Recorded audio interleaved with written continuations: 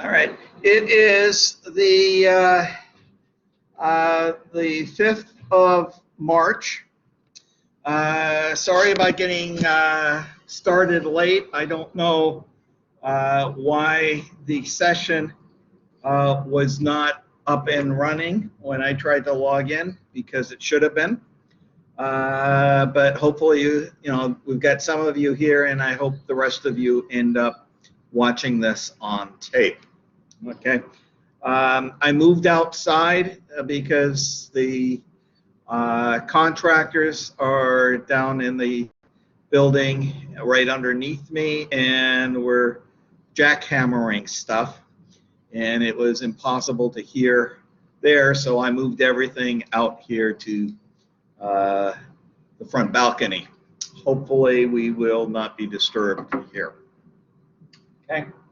Anyways, one of the things that we are going to be talking about today is we are continuing on with the idea of looking at the normal distribution, but specifically the normal distribution that comes upon when we are taking an average of numbers, right?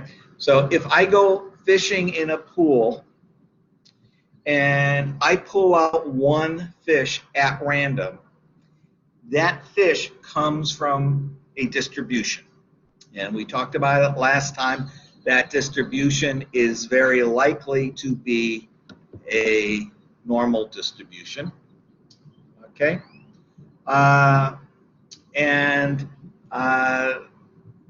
It'd be a normal distribution. And we would use the transition formula, the cheat formula, that gets us from a normal distribution down to the standard normal. Now, if I tell 10 boats to go collect 10 fishes each boat is going to come back with 10 fishes on their own part, right? And each boat will have an average fish weight or height or length or whatever you want to use to measure fish, right?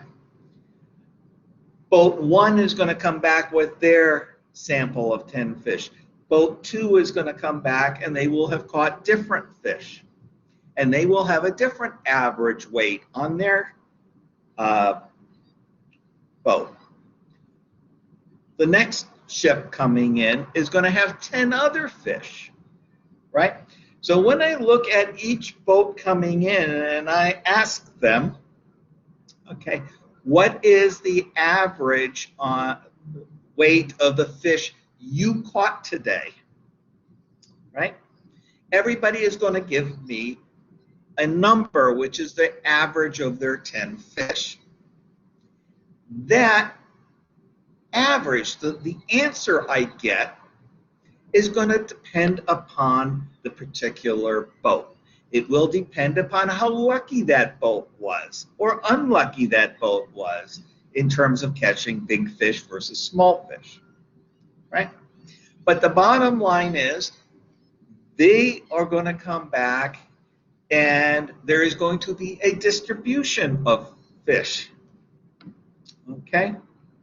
There's a probability distribution that comes from getting an average of 10 fish.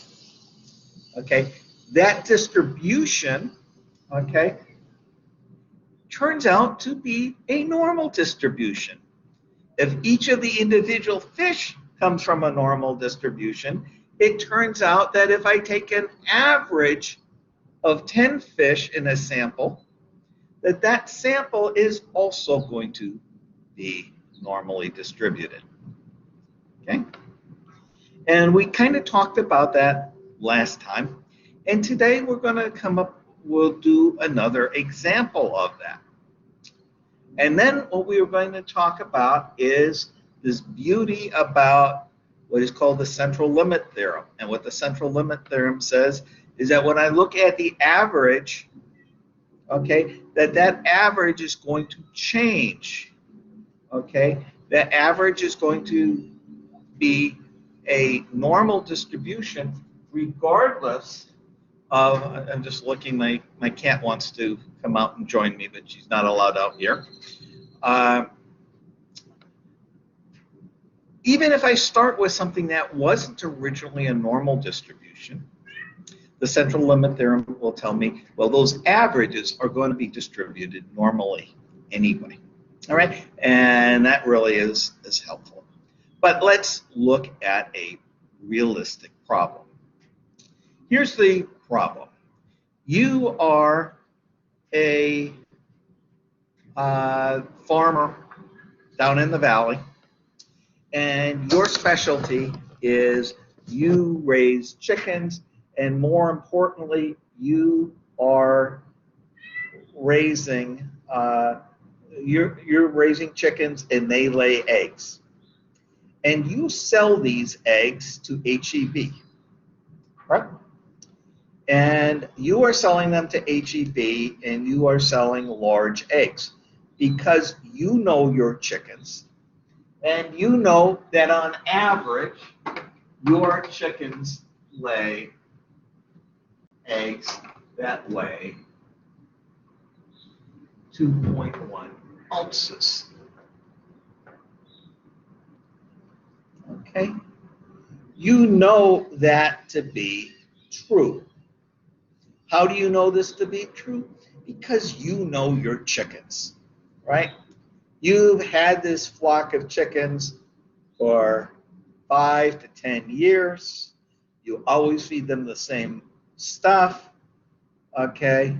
You know that in your flock of 1,000 chickens, the average weight of an egg is 2.1 ounces. Okay, because you have been doing this for decades, okay, you are also aware that your sigma, and I'm just going to make this up, is 3.3 ounces. Okay, and we're going to assume that you know this to be an absolute fact. Okay, and because you think you know this to be an absolute fact, we're going to use mu and sigma, because mu and sigma are both Greek symbols. They are the language of the Greek gods. Gods know everything. I know this to be a fact, so I know as much as the Greek gods do, so I'm allowed to use the Greek symbols. Okay. That's my rationalization. I'm sticking to it. All right? Now, what do? You collect a truckload of eggs, right? You sell 5,000 eggs. You pack 5,000 eggs into a semi, and you drive that semi, or have your worker drive the semi truck to the warehouse in San Antonio, where they will put the eggs into cartons and then ship them to the various stores, right? So what are you doing?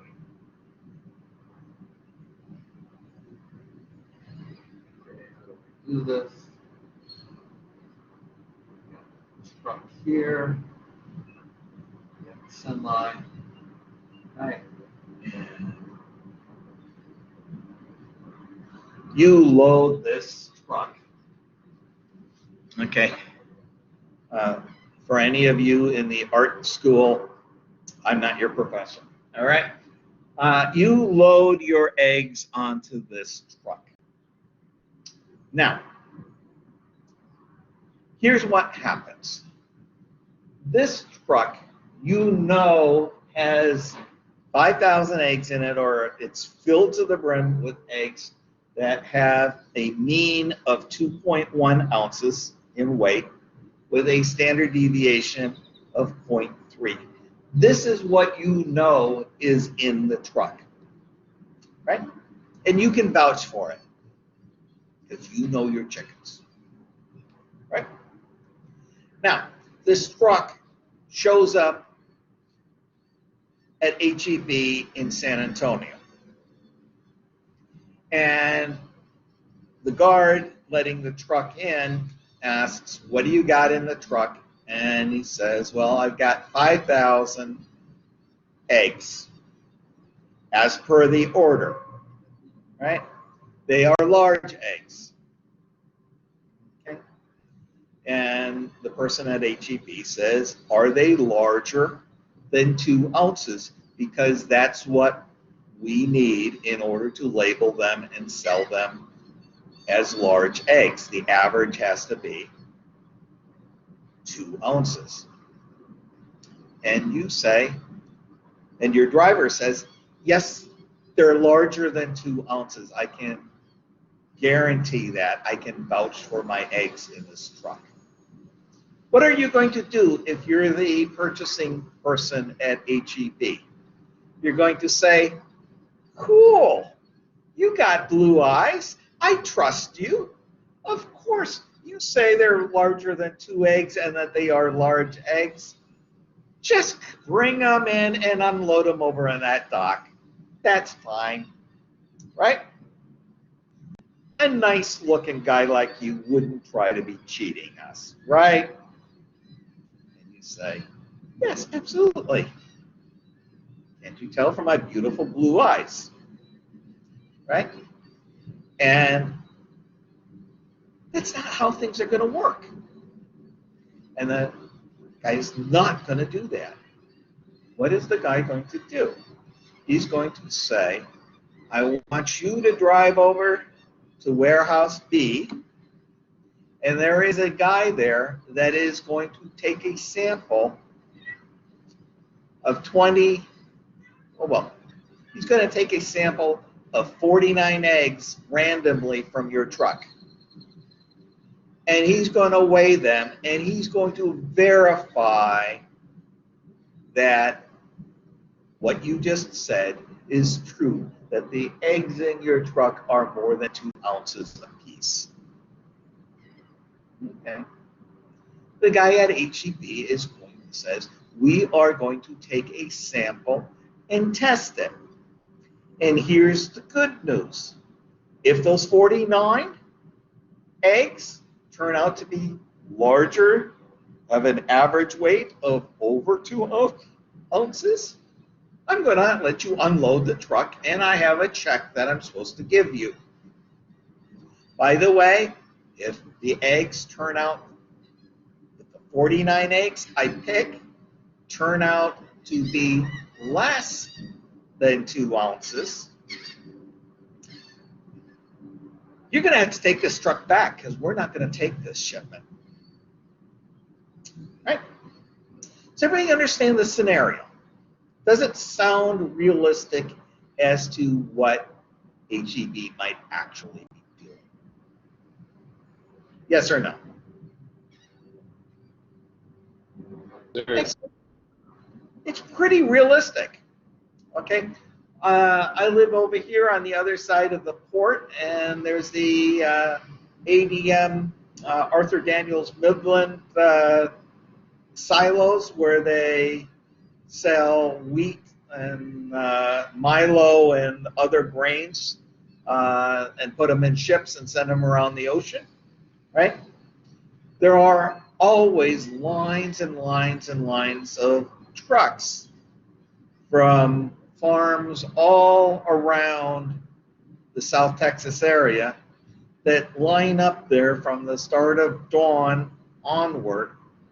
And the first thing that they get to is a spot where they have a siphon, a little straw that they put down into the trucks and take a sample of the trucks to see if the quality of the grains is indeed what the driver of the truck says they are, right? And if it is, they weigh the truck and tell them they can unload it, and then they load it onto the ship. Okay? But that's the way things are done a lot of times, is you will sample. And so HEB is going to sample. Now, what can happen? Well, your truck driver, and remember, The truck came from your farm. You know the average egg size in your truck. There is no question in your mind, right, that that truck should be accepted. Will it be accepted? Well, it should be. But what happens if, by any chance, those 49 eggs that were taken at random turn out to be the smallest eggs in the truck, right? The average is 2.1. Not every single egg is 2 ounces or 2.1.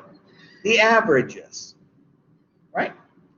And if, because of just plain dumb luck, the HEB person collects 49 of the smallest eggs in the truck just at random, this shit happens, right? Okay, what is the probability that this truck is going to be sent home? Okay, being sent home is a really, really big problem because there aren't any other really large buyers of eggs around here, right? Yeah, maybe you could take that truck and say, well, if the HEB doesn't want it, you can, send it to Walmart or to Lowe's. But HEB is the big buyer around here, right? And besides, if I have to turn this truck around, the eggs are older, and by the time, I do not want to see this truck be returned. And by the way, the truck should not be returned because I know for a fact, just like the Greek gods do, that the average in there is 2.1, regardless of what HEB claims that they found out. But me as the owner of the farm, I want to know, what is the probability that this shipment is going to be rejected? Okay. So what are we doing? We know that HEB is going to 49 eggs. Oops. Take 49 eggs, right? X bar is what they will get.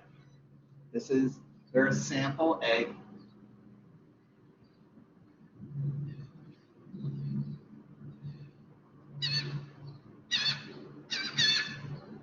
This is their sample egg weight, right? X bar. All right. So what are we going to do? We want to know what is the probability that they get less than 2 ounces. Let's draw that. I'm going to stand up and put this the other way, and we are going to solve this problem.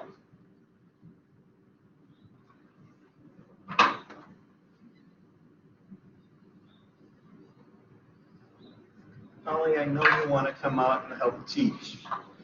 You're stuck there. Okay? So, what do we have? We know the distribution that HEB is going to see. And can you see that marker, or is that a bad color? Blue on blue looks like a bad color. Let's try purple marker. That works better.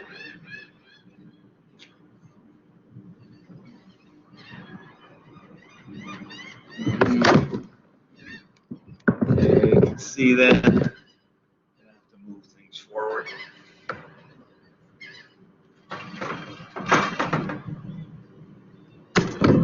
Okay, it's not working either. Just hold on a second. There we go. I'm starting to see things a little bit clearer. Okay. So we know reality is that on average, mu equals 2.1 ounces. That's the reality of what's in the truck, right? We know that this was a sigma of 0.3. Now, we are going to look at the distribution of X bars, the various samples that HEB could give us, right? And so what we are going to do, just like we did last time, is we are going to, hopefully the green one will work good, is draw right underneath this the standard normal distribution. It should be centered at the same spot. Standard normal has a mu of 0 and a sigma of 1, right? And what are we worried about? We are worried that HEB is going to take an X bar and that this X bar is going to be less than 2 ounces. So we are worried that when HEB picks their 49 eggs, that the average of their 49 eggs is somewhere in that area, right? N equals 49, okay? And what we want to do is find the corresponding spot on the standard normal.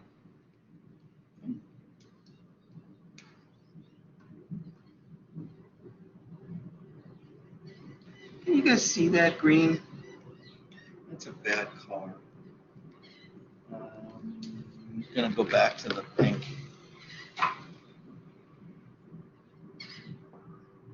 That's a much better color.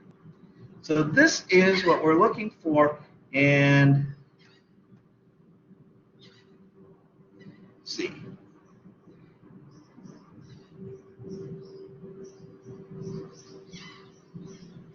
And what we want to find is the magic translator button that converts this point to the equivalent spot on the one that is in the back of the book. Okay? And the one in the back of the book has a Z, this number right here. What's the translation? It is the decoder ring is Z equals X bar, the one that we're interested in, minus the middle, divided by sigma square root of n. And that is the magic decoder ring. So what we want to do is plug that in, okay? Plug in the equivalent numbers. We wanted to find probability of being from 2 ounces or less, because this is the region, 2 ounces or less, that mean HEB guy is going to reject our eggs, right? What's the equivalent spot down here? The equivalent spot on the standard normal is this formula, which is 2.0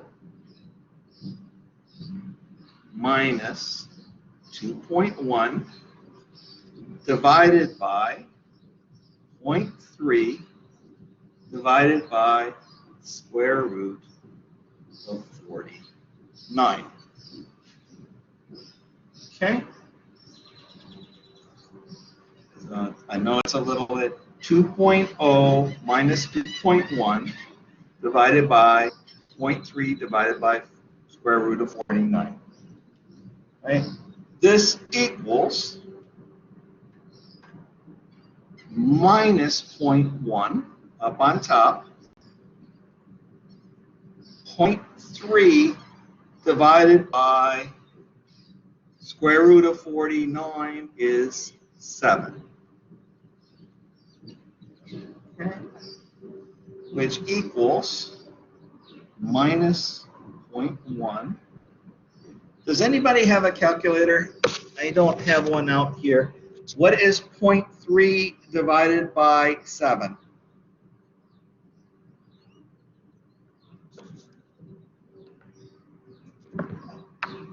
Point 3 divided by 7, anybody?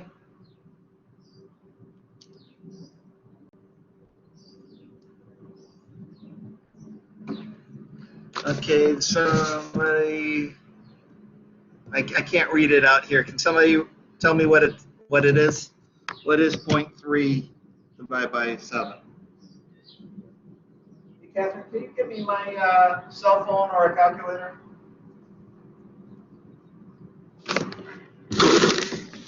I get 0.0428. Is that the whole thing or just down here? 0.0428. What is a minus 1 divided by 0.0428?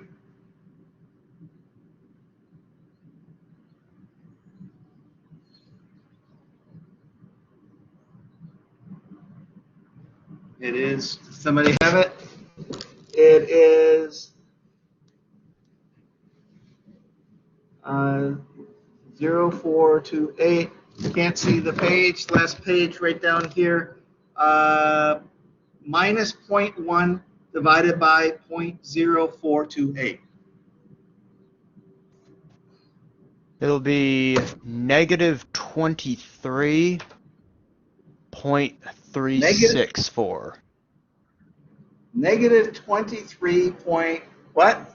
364. Okay. A minus 23. So this z value right here, okay, is a minus 23.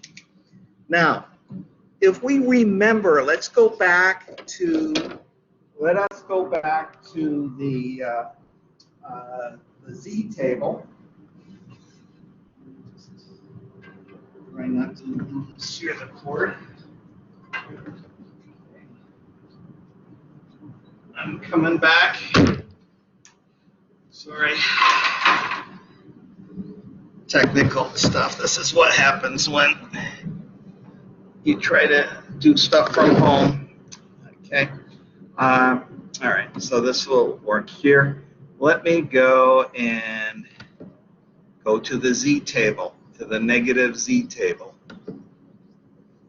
Okay. And what I need to do is get to the home page here. Go to the negative z. Negative values is popping up. Okay. As it does that, go back here. Share. Let me share the screen here, application screen. All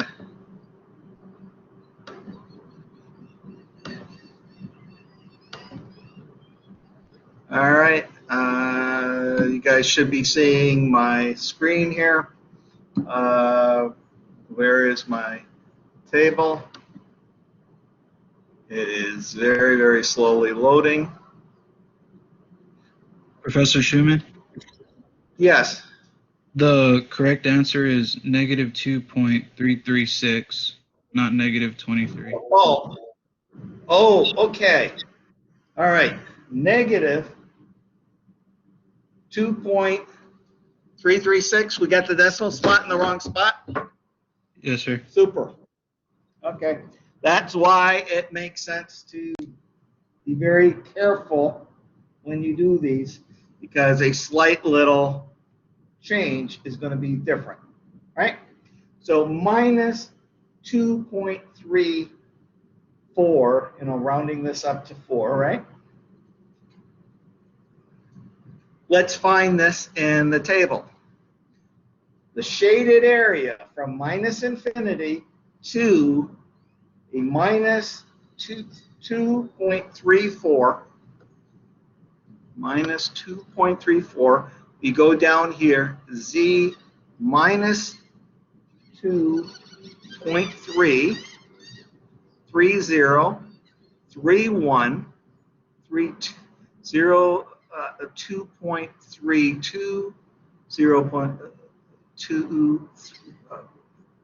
2.3334, and I get 0.0096.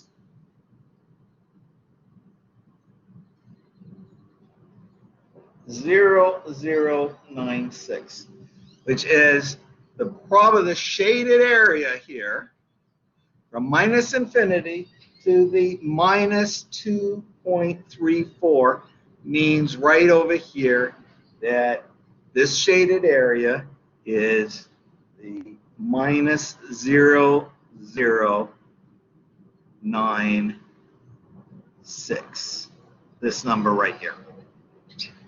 Okay.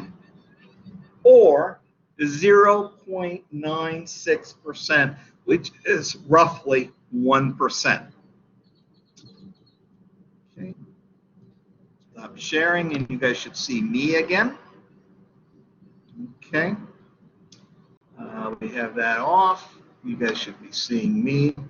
Share camera, so I can see what I'm showing you. Share camera. Okay. This particular area that we just got from the table is 0.0096 or 0.96%, which is very, very close to 1%. Right? If this area is 0.96%, what is this area? Basically 0.96%, which is essentially 1%. 1 out of 100 times, or roughly 3 times a year if you give them a daily shipment.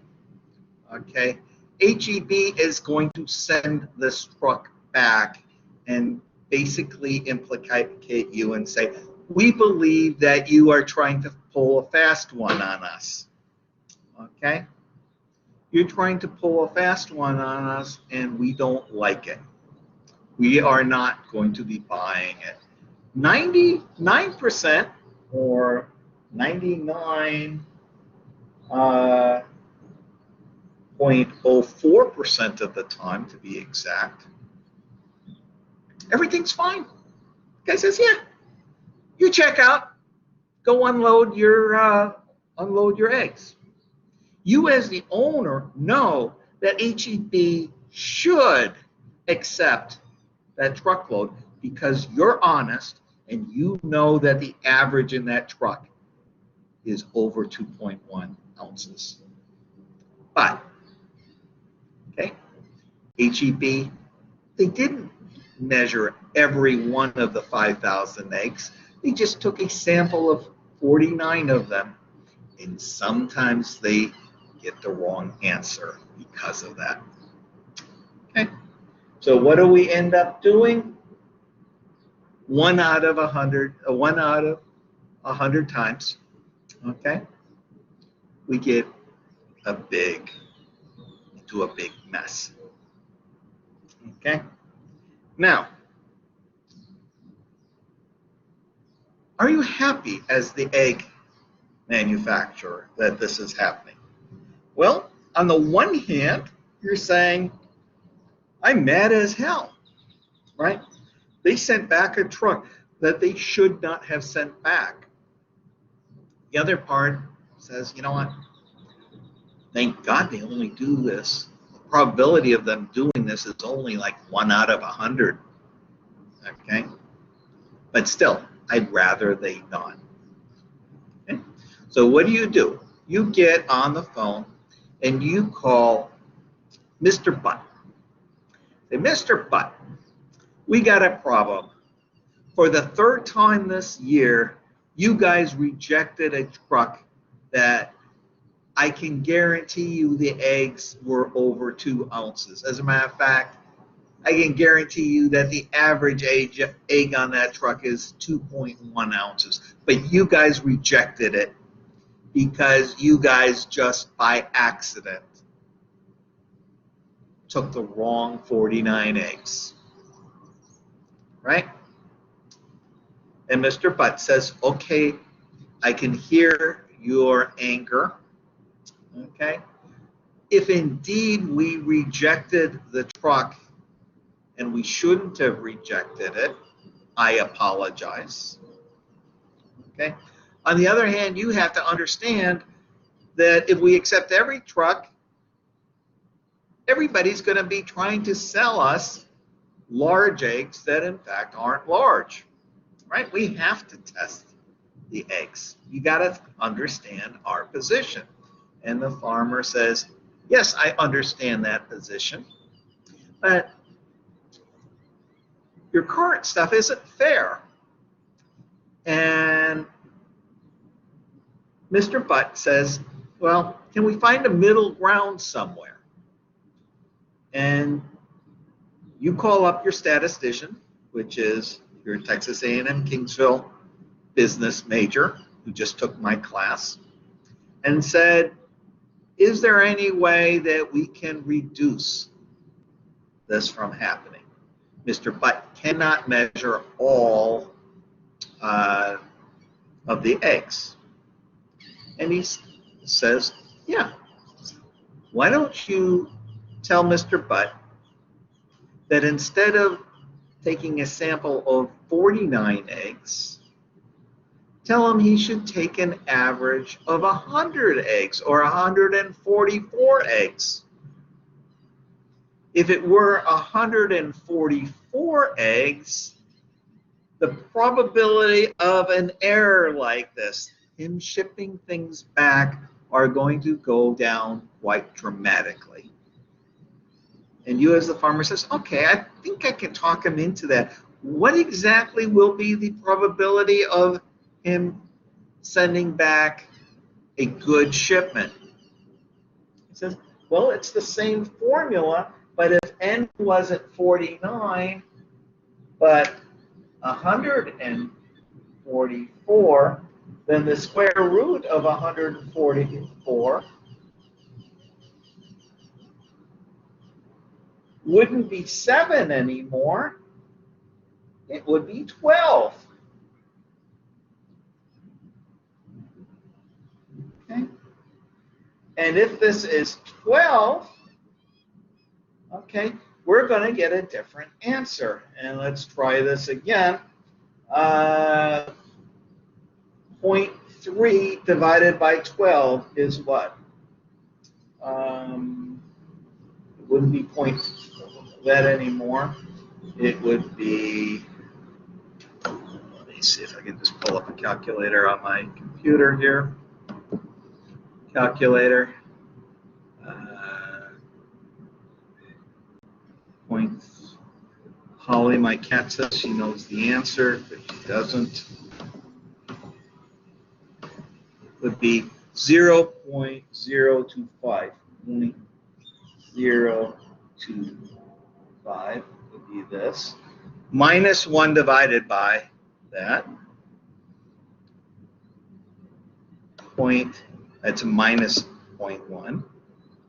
Minus 0.1 divided by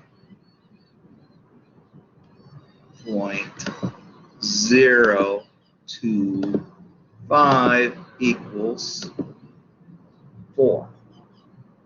Equals a minus 4. Okay, and now my marker is dead.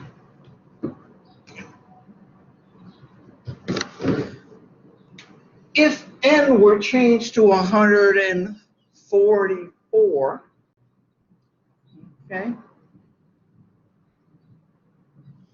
the formula here at the square root would be a square root of 144 on the bottom, which would mean that would be 12 instead of 7, which would mean that would be a 0.25, and this thing here equals a minus 4.0. Now let's go look at where 4.0 is on the back of the book, on the standard normal table. So share application screen.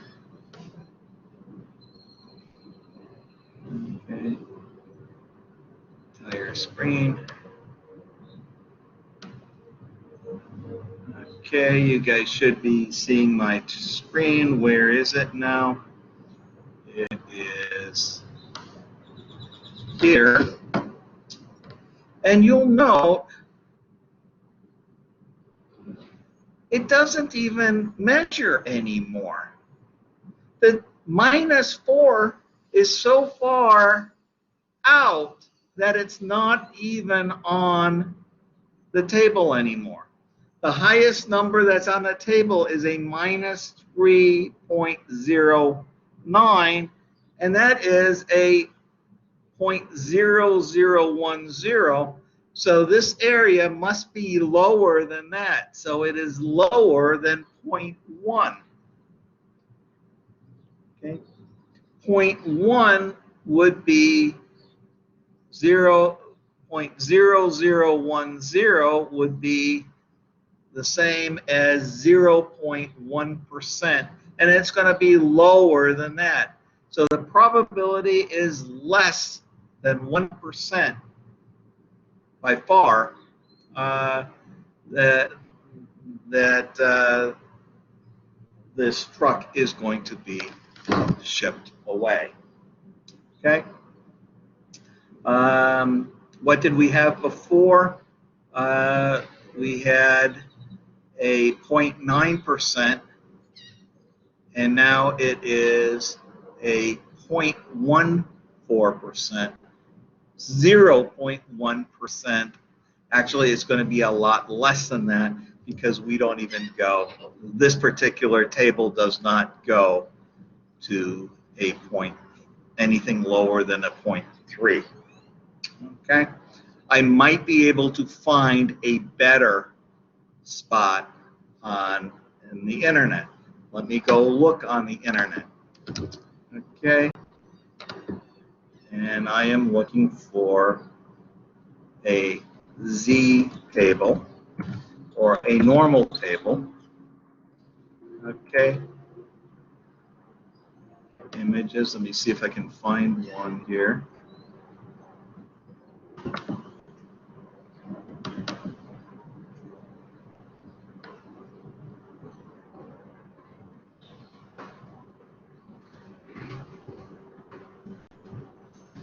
I don't have any luck in finding that one. Go back. All right, I'm not having very much luck, but the bottom line is it cuts down, okay, instead of having that truck be rejected one time in 100, it is now being rejected at most one time in 1,000, which means this isn't something that happens 3 times a year. This happens maybe every 3rd year there's one truck. At which point the HEB guy says, okay, we can spend the extra money, and instead of looking at 49 eggs, we can look at 144 eggs of your truck. Okay? And that will cut down the possibility that we reject your truck. You guys should be seeing me again. Okay. Is that correct? Okay. So, we have this legitimate scenario where we know what reality is. We are the egg farmer. We know what we put in that truck, right? But what we don't know is what HEB, when they do their quality check, what they are going to find, because they're not going to check every single egg in the truck, right? They are going to take a sample because it costs way too much for them to measure every egg, right? The good news is they were already measuring 44 eggs, or 49 eggs to start with. But after our conversation with Mr. Butt, we convinced him that he would be doing a better test. He would not be rejecting eggs he shouldn't have been rejecting. Okay? And by the way, with more sample, he will be rejecting more of those instances when he really should have been rejecting the eggs. The more your sample size, the better of a decision you can make, right? Which means, what's a good decision? One that you didn't make a mistake in, right? So when we look at this going forward, okay, this is a case of probability. We know what reality is. We know what is in the truck. What we don't know is what's going to happen to this truck when it reaches San Antonio. This is a probability function. Okay? Any questions so far? All right. Well, I apologize. What we're going to do on Monday is I'm going to talk one quick comment about the area of a point. What the heck, I'll do it right now and then we'll be done with it. The area of a point. What is the area above a point? It's height times width. What is the width of a point? 0. When we deal with any continuous distribution, whether it be this one, a standard normal, a uniform, an exponential, it doesn't matter. The area above a point is 0. When we're dealing with a continuous distribution, hitting something exactly, right smack on the nose, meaning decimal places, 100 decimal places or 1,000 decimal places down, happens 0% of the time, right? It just plain never happens. So we're going to talk about that a little bit later when we start dealing with that. On Monday, we are going to talk a little bit about the exponential function, just showing you one more continuous distribution that is relatively common. And then we are going to go and talk about Venn diagrams. And that will conclude our probability part of this class. And then we will have our second test. So the second test is going to be on everything probability. And I'm scheduling that from a week from today. Okay? Any questions before we call this off? And I apologize for all the technical problems of needing me to move this out and for the session not to have registered for you to begin with until we open the class. All right. Any other comments, questions, thoughts? If not, have a great weekend, and we will see everybody on Monday. Bye-bye.